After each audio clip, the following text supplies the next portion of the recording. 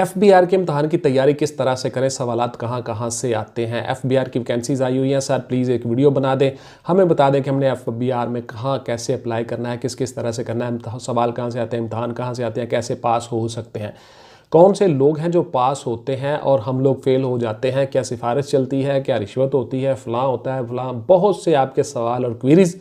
तो आज की मेरी वीडियो जी कि एफबीआर में आप किस तरह से भर्ती हो सकते हैं और कहाँ कहाँ से किन किन मराहिल से क्या क्या सवाल आते हैं, किस किस पोर्शन को आपने तैयार करना होगा। गौर से सुन लें जी, वीडियो को स्किप मत कीजिएगा, एक फ़िक्रे और सेंटेंस में आपके लिए इसमें सबक है। मैं हूं जी रज़ा बुखारी और आप देख रहे हैं बुखारी स्पीक्स यूट्यूब चैनल। तो व्यूअर्स, इस चैनल पे मैं आपके लिए मुख्तलिफ सर्विस ओरिएंटेड वीडियोस बनाता हूं एज यू नो, और उसके साथ साथ आपको बताता हूं कि आप उन मराहिल से किस तरह कामयाबी से गुजर सकते हो। तो सबसे पहले गौर से सुन लें जी कि सबसे पहले आपका जो है एफबीआर के इम्तहान की तैयारी करनी है आपने, तो सबसे पहले आपको जनरल नॉलेज और करंट अफेयर्स पे काबू डालना होगा। जनरल नॉलेज और करंट अफेयर पे आपने ओवरकम कर लिया, काबू पा लिया, आप 50% कामयाब हो गए। मैं आपको बता चुका हूं बहुत सी वीडियोस में कि 50% जो है आपका एकेडमिक्स का नॉलेज होता है, जिसमें आपकी physics, chemistry, bio, maths, English, पाक स्टडीज़, जनरल साइंस, उर्दू, हर चीज़ मौजूद होती है, इस्लामिक स्टडीज़, इन सब के ऊपर आपके 50% क्वेश्चन आते हैं और 50% आपके क्वेश्चन आते हैं जनरल नॉलेज और करंट अफेयर्स के। अब आपके पास मसला आ जाता है कि सर मुझे एक बुक बता दें जी। मैं आपको बहुत दफ़ा बता चुका हूँ, हर वीडियो में, हर कमेंट में बताता हूँ कि it's not a single book game. मुकम्मल तैयारी करें, तो आपको मुकम्मल तैयारी करनी होगी जी। बिल्कुल कोई एक बुक पे ऊपर रिलायबल नहीं कर सकते आप, और ना ही कोई एक बुक होती है ऐसी दुनिया में कि जिसमें से हर चीज़ आ जाए। आपने बहुत सा पढ़ना होता है और हर हर टॉपिक, हर हर इशू को टच करना होता है। एक बच्चे ने कहा कि क्या कंप्यूटर के सवाल आते हैं सर? बिल्कुल जी, कंप्यूटर के सवाल आते हैं और कंप्यूटर को हमने 2-4 चीज़ों में तकसीम किया होता है, अलग अलग हमने चीज़ें बनाई होती हैं, उसमें से सवाल आते हैं। ऑनलाइन तैयारी करते हैं बच्चे मुझसे, आप भी तैयारी कर सकते हो। कंप्यूटर के सवाल आते हैं, इंफॉर्मेशन टेक्नोलॉजी के सवाल आते हैं, सॉफ्टवेयर के सवाल आते हैं, हार्डवेयर के सवाल आते हैं, बहुत से सवाल आते हैं, टॉपिक्स। इस तरह से आपके सवाल उसमें से एफबीआर के आ जाते हैं। एकेडमिक्स में से कितने सवाल आते हैं या एकेडमिक्स में से कितने सवाल आते हैं, तो आपको मैंने वो बता दिया जी, फिर से सुन लें। 50% क्वेश्चंस आपके एकेडमिक्स में से आते हैं जी। इस्लामिक स्टडीज़ हैं, पाक स्टडीज़ है, उर्दू है, इंग्लिश है, जनरल साइंस है, आपकी फिजिक्स, केमिस्ट्री, बायो, आपका कंप्यूटर है, 50% क्वेश्चन इसमें से आते हैं। जनरल नॉलेज के सवाल कहाँ से तैयार करें सर? तो जनरल नॉलेज, आपका जनरल नॉलेज से मुराद ही यही है। जनरल मीन आम, यानी मालूमात आमा, यानी हर तरह से आपने तैयार करना है। इसमें बहुत से टॉपिक हैं, दुनिया में क्या हो रहा है, पाकिस्तान में क्या हो रहा है, स्पेस में क्या हो रहा है, रिसर्च कितनी जा रही है, क्या हो रहा है, दुनिया क्या कर रही है, हम क्या कर रहे हैं, मुख्तलिफ जितनी भी चीज़ें होती हैं, ये आपका जनरल नॉलेज होता है। उसमें आगे अलग अलग से सब्जेक्ट डिफाइन है, उसमें आगे अलग अलग रूट्स हैं, ये सारी की सारी आपने क्लियर करनी होती हैं। जनरल नॉलेज, आपके अखबारात होते हैं, आपकी किताबें होती हैं, जरायद, रसाइल, जहाँ से आपको इन्फॉर्मेशन मिले, आपके पास गूगल है, विकीपीडिया है, बहुत सी चीज़ें आपके पास पड़ी होती हैं। ये सारी की सारी इन्फॉर्मेशन आपने कलेक्ट करनी होती है। कहीं से भी सवाल आ सकता है जनरल नॉलेज का, आप कामयाब हो जाते हो।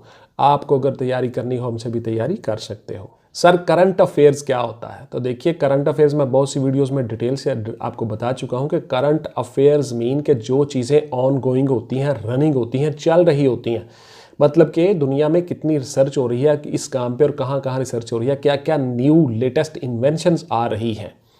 उसके बाद जी, दुनिया में जितनी पर्सनैलिटीज़ ये काम कर रही हैं, वो पर्सनैलिटीज़ कौन कौन कहाँ कहाँ है, कौन क्या है, किस ओहदे पे है, क्या कर रहा है, किस मुल्क में क्या हो रहा है, किस मुल्क में क्या सिस्टम चल रहा है, पॉलिटिकल सिस्टम क्या है, उसकी करेंसी क्या है, उसके कैपिटल्स क्या है, ये सारी की सारी चीज़ें आपकी करंट अफेयर्स में आ जाती हैं।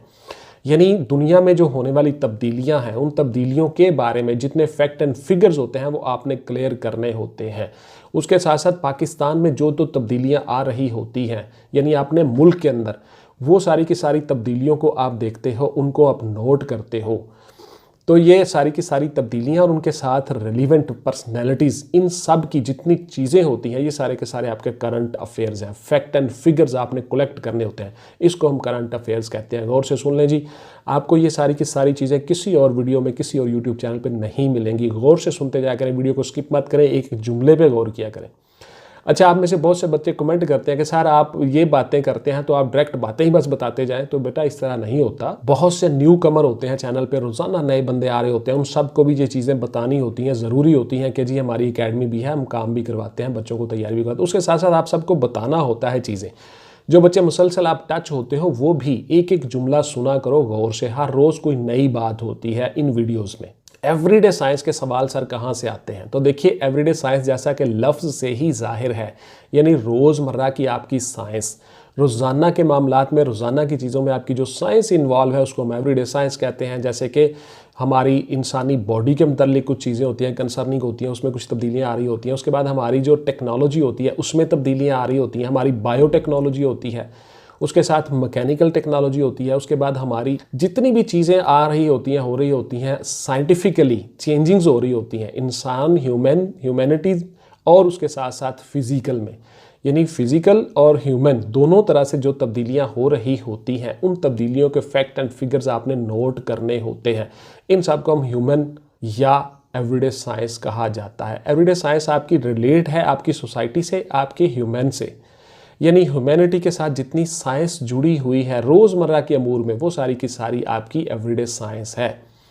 आपके किचन से ही बहुत सी चीज़ें निकल आती हैं आपके एवरीडे साइंस में। आपकी बॉडी के अंदर जितनी तब्दीलियां हो रही होती हैं, आपकी खुराक डाइट के अंदर जिस तरह से आपने काम करना होता है, आपकी बॉडी, उसके बाद फिर आपकी वेदर जो है, आपका मौसम जो है, आपका स्पेस जो है, उसके बाद फिर आपका एटमॉस्फेयर है, उसके बाद फिर आपका प्लेनेट है, आपकी गैलेक्सी है, ये सारी की सारी तब्दीलियाँ चीज़ें जो आगे पीछे हो रही होती हैं, इन सबको हम एवरीडे साइंस कहते हैं।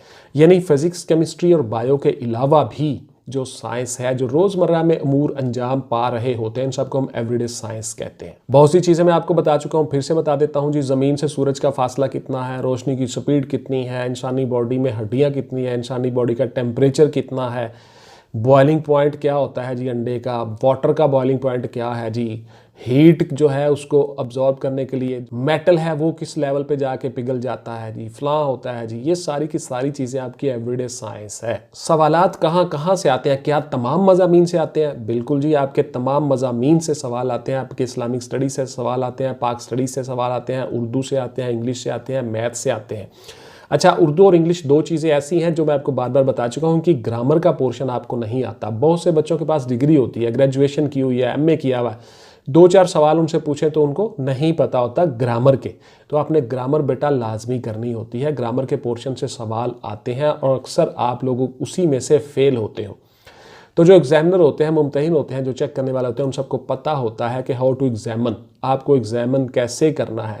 तो आपकी ग्रामर के पोर्शन उर्दू का भी और इंग्लिश में, दोनों में आपके ग्रामर के पोर्शन से काफ़ी सारे सवाल आते हैं। उसके बाद जो आपकी बेसिक स्टडी होती है, इस्लामिक स्टडीज़ और पाक स्टडीज़, यानी पाकिस्तान के मतलब और इस्लाम के मतलब, इनमें से बहुत से सवाल आते हैं, आप इनको भी इग्नोर करते हो। तो ये सारी की सारी चीज़ें आपने साथ लेकर चलना होता है। Physics, chemistry, bio, maths, English, हर चीज़ में से सवाल आते हैं। तो ये सवाल आपका ये बहुत बेमायनी सा होकर रह जाता है कि सर मुझे कोई एक बुक बता दें जी जिसमें से सारे सवाल आ जाए। वो बुक्स बेटा बुक सेलर्स ने छापनी होती हैं, उन्होंने प्रिंट करनी होती हैं। जो नई वैकेंसी आई उन्होंने बुक छाप दी, कस्टम इंस्पेक्टर आ गया जी बुक छाप दी, एक्साइज आ गया जी बुक छाप दी, मुंशी आ गया, पटवारी आ गया जी बुक छाप दी, पुलिस में वैकेंसीज आ गई, पुलिस सब इंस्पेक्टर कैसे बनते हैं, बुक छाप दी। उसमें वही सारी चीज़ें होती हैं। तो एक बुक पढ़ के आप फिर बाद में फेल होकर कहते हो जनाब सिफारिश चल गई है जी और रिश्वत चल गई है जी। वो पाकिस्तान में होता ही ऐसा है जी, बकवास और लेम एक्सक्यूज़। मैं फिर से कहता हूँ, सख्त अल्फाज इस्तेमाल करता हूँ। आप लोग तैयारी नहीं करते हो, आपको पता नहीं होता हाउ टू प्रिपरेशन कैसे करनी है। अगर आपको पता हो आप आसानी से कामयाब हो जाते हो। बहुत से बच्चे पढ़ रहे होते हैं, बहुत अरसे से लगे होते हैं, वो सारे के सारे कैंडिडेट फेल हो जाते हैं जो कहते हैं जी ऐड आ गई है तो अब मैंने तैयारी करनी है, मुझे फटाफट एक बुक बता दें। फॉलिश पीपल। आप लोग जो बच्चे बैठे होते हैं, जो कमिटमेंट और डिवोशन के साथ बैठे होते हैं, जो तैयारी कर रहे होते हैं, वो कामयाब हो जाते हैं। उनके लिए कोई इम्तहान कोई मायने नहीं रखता, बिकॉज वो 6 महीने से बैठे हैं, साल से बैठे हैं, 1.5 साल से बैठे हैं, चिल्ला काट रहे हैं, पढ़ रहे हैं मुसलसल, वो कामयाब हो जाते हैं। तो कौन सी तालीम ज़्यादा बेहतर रहेगी कि हम FBR में आसानी से भर्ती हो जाएं? बहुत से बच्चों के सवाल होते हैं। तो बेटा देखिए, तालीम आपकी जो है वो क्राइटेरिया जो उन्होंने लिखा होता है शराइत में कि BA BSc और इक्वलेंट है या FA FSc और इक्वलेंट है, जो भी मैं सबसे पहले क्राइटेरिया आपकी वीडियो में बता देता हूँ आपको। तो उस क्राइटेरिया पे आप पूरे आने के लिए वो तालीम आपने हासिल कर ली। अब आगे आपका होता है पुत्र जी जनरल नॉलेज और करंट अफेयर्स, और उसके साथ साथ आपकी एकेडमिक्स का नॉलेज कि आपने किस तरह से तैयार किया हुआ है। अब उसमें से जो बच्चे गुजर जाएंगे, अच्छी तो परफॉर्म करेंगे, अच्छे नंबर लेंगे, वो सारे के सारे कामयाब हो जाएंगे। बहुत से बच्चे आप में से सवाल करते हैं कि सर क्या मेरे जनाब नंबर 90% हैं जी, मुझे जी फलां है, मैंने बोर्ड टॉप किया हुआ था, क्या मैं सेलेक्ट हो जाऊँगा? देखिए, ये क्राइटेरिया के ऊपर आपके लिए आने के लिए आपने वो इम्तहान, वो चीज़ पास की, वो एग्ज़ाम पास किया। अब आपने उनका जो डिपार्टमेंटल एग्ज़ाम है उसमें कैसा परफॉर्म किया है ये देखना होता है। हो सकता है आप में से जो सेकंड डिवीजन बच्चा है वो टॉप कर जाए उस इम्तहान में, क्योंकि उसने तैयारी बड़ी अच्छी की हुई है, साल 2 साल से बैठा हुआ है। और वो बच्चा जिसने बोर्ड टॉप किया हुआ है वो बेचारा फारिग हो जाए, क्योंकि उसको पता ही नहीं है, वो उसी जोम में बैठा हुआ है कि मैंने तो बोर्ड टॉप किया हुआ, जबकि उनका जो पर्टिकुलर इम्तहान है उसमें उसने कारकर्दगी बिल्कुल नहीं की, ज़ीरो। तो इसलिए मैं आपको कहता होता हूँ कि आपने तैयारी करनी होती है, कमिटमेंट और डिवोशन के साथ मुकम्मल तैयारी करनी होती है। किसी एक बुक का काम नहीं है, और प्लेट में रख के कभी नहीं मिलता, ना ही कोई देता है। लैसा लिल इंसानी इल्ला मा सआ। थोड़े से पैसे खर्चा करो, हमारे पास आ जाया करो, ऑनलाइन अकेडमी में तैयारी करवा देंगे। बहुत से बच्चे कामयाब होकर अपनी ज़िंदगी गुजार रहे हैं। थैंक यू वेरी मच जी। ये थी मेरी आज की वीडियो के FBR की तैयारी कैसे करें। बहुत से आपके सवाल आ रहे थे, मैंने आपके लिए वीडियो बना दी। इंशाल्लाह मिलते हैं किसी अगली वीडियो में। टिल देन टेक केयर, अल्लाह हाफिज़ एंड गुड बाय पाकिस्तान, जिंदाबाद।